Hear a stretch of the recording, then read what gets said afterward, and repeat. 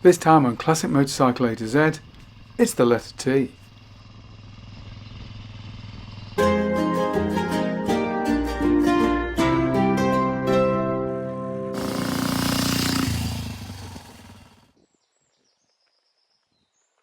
As a company, Terrot was founded by Charles Terrot and Wilhelm Stucklen in 1862. Originally their first factory was actually in Cannstatt, Germany. But as a proud Frenchman, Terrot added a second factory in Dijon in 1887. In 1890, the Dijon factory began to produce bicycles, and in 1902 they followed this up with a 2 horsepower motorcycle powered by a Zadel engine produced in Switzerland. This was successful and the range quickly expanded, with the company using engines of 173 to 498 cc's, although provided by outside manufacturers of various description, from Mag, Defoe, and English makers such as Chatelet and J.A. Prestwick. In 1905 they introduced their first V-twin, something which would be a feature in the range right up to and including the Second World War. And during the First World War the company would produce a range of 500cc singles which were used extensively by the French Army. In the hard market times of the post-war era, the company would produce a range of 175 and 267cc two-stroke lightweights. But from 1926 onwards, the company would produce its own 4-stroke engines, and by 1929 it had manufactured its 100,000th machine. During the Depression of the 1930s, they would produce a range of side-valve 2-stroke machines like this PUO.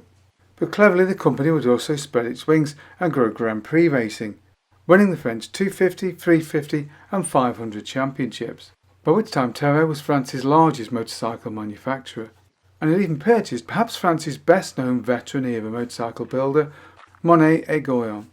But then of course came World War II.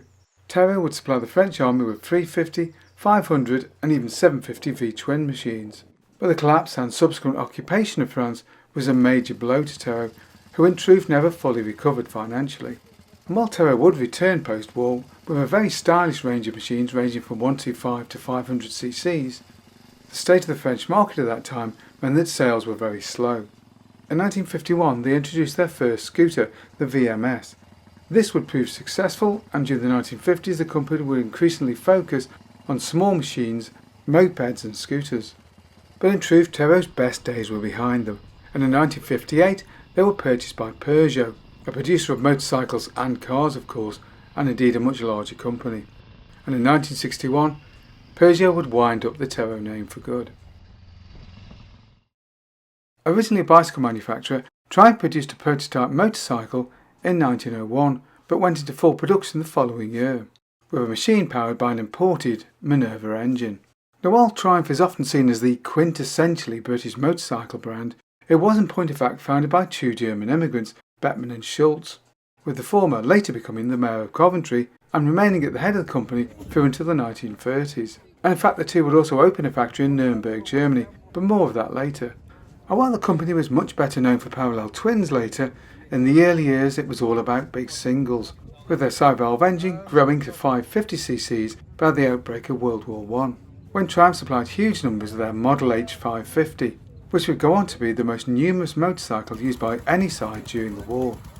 The machine made use of the standard 550 engine which had been in use since the veteran era, but was now fitted with a countershaft 3-speed gearbox, although final drive was still belt, with all chain drive arriving during the early 20s.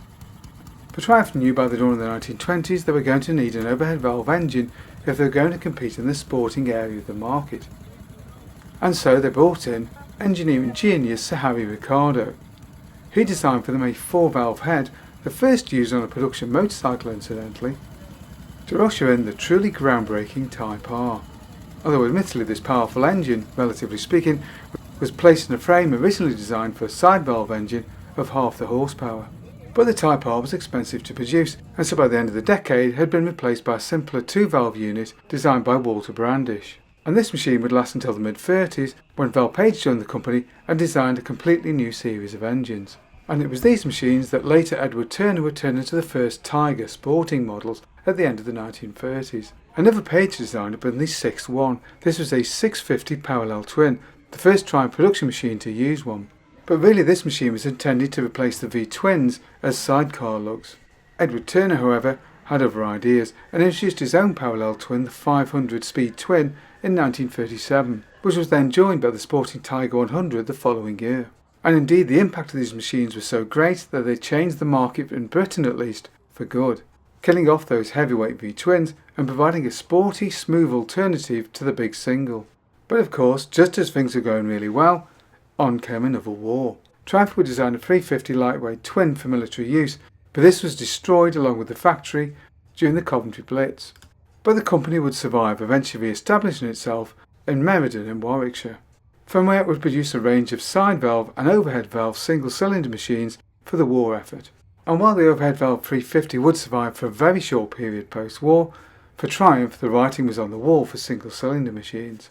And the Speed Twin would soon be back into production, followed a short time later by an improved and upgraded Tiger 100, which by the 1950s featured a swinging arm frame and an all-aluminium engine, perhaps Triumph's finest 500 offering. But during this period, Triumph's major market was now the American one, with most of the machines going abroad.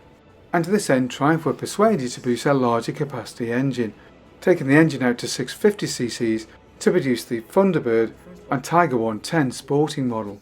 In 1957, the company would introduce a unit construction version of the 500 and 350 parallel twins, and these would spawn the Tiger 90 and Tiger 500 sporting models. And while these models aren't quite as coveted as the pre-unit machines, it should be noted that they were much cheaper to manufacture, an important consideration in an era of falling profits against an explosion in the car market.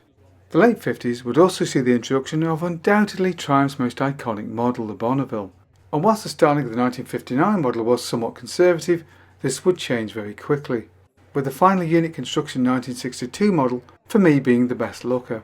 But the arrival of Doug Heel at the company meant that the unit construction models 63 onwards would be finer handling, with the 68 model often seen as the machine's zenith. But Heel is perhaps better known for his work on the Triton. This 3-cylinder machine was essentially a 500cc model with an extra cylinder, although the bore and stroke dimensions actually came from BSA singles, and the forged 120-degree crankshaft was the work of the foundry at Smallheath. The 1970s would see a series of changes. The all-bearing frame would arrive, and there would also be the T140 750 parallel twin, as well as the T160, the final hurrah for the Triton model. And while the Smallheath built Triton was not successful, the Bonneville would continue through into the 1980s, with the final models Atlas TSX being produced as late as 1983, at which point of course Triumph would collapse financially, with the name being purchased by John Bloor. Bloor would build houses on the site of the old Meriden factory, but would establish a new one in Hinckley in Leicestershire, from where a completely new range of machines would begin to appear from 1990. And while there would be setbacks like the failure of the TT600, the introduction of an all-new Bonneville range would prove much more successful, and these machines remain with us today, which alongside an increasingly modernised 3-cylinder range form the backbone of Triumph's range today. In 1896, Siegfried Bettmann, who had founded Triumph at Coventry, would establish a second factory in Nuremberg, Germany, essentially to produce identical bicycle models for the German market, and this pattern would continue, with the German factory producing motorcycles a year after the Coventry one. And indeed, in its early years, the German factory would produce identical 500 and 550cc side valve singles to those produced in the British factory. Although of course this situation would change with the outbreak of the First World War, after which the German factory began to produce a range of lightweight two-strokes of 248 and 269ccs. After the Second World War, the company really began to specialise in the production of split singles or twingle two-strokes. These are of 200 or 350ccs. And while these machines do have some technical advantages over earlier two-strokes, this was offset by the extra weight and complexity of the machines, which of course added up to a greater cost. In 1956, the company was purchased by Max Grundig. He owned the Adler motorcycle range, as well of course the Typewriter company.